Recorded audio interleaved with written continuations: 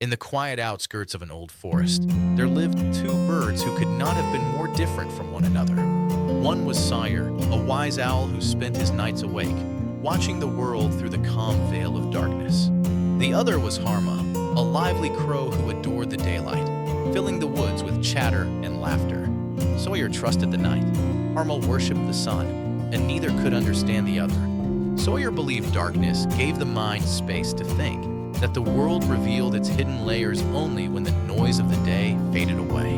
But Harma believed the sun was the heart of life, that warmth and brightness made troubles smaller and hopes bigger. They were not enemies, not at all, but they lived as if the forest itself were divided, half belonging to the sun and half to the moon. A forest split in two.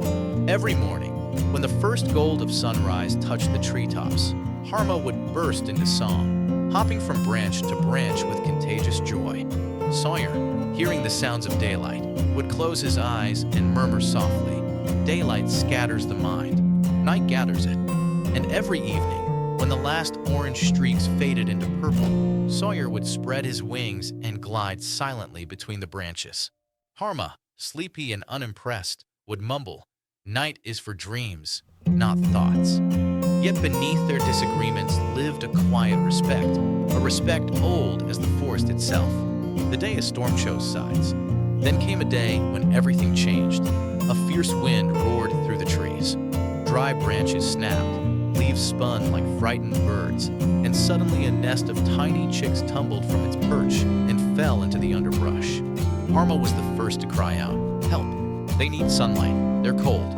But the sun was already sinking, and a gray curtain of clouds was crawling across the sky. Sawyer emerged from his hollow and said calmly, "The night will fall soon. The forest is different then. We must hide them somewhere safe." Harma shook his head. No, you don't understand. Warmth helps chicks survive," Sawyer replied. "And you don't understand darkness. Night brings hunters. We must shield them." Each was certain the other was wrong. The moment that required agreement.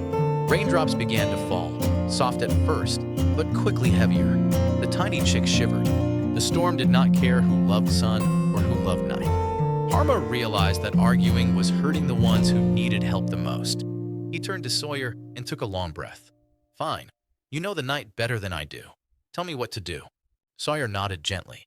"We must bring them to the large stone shelter near the ancient tree. The scent of humans lingers there, wolves avoided."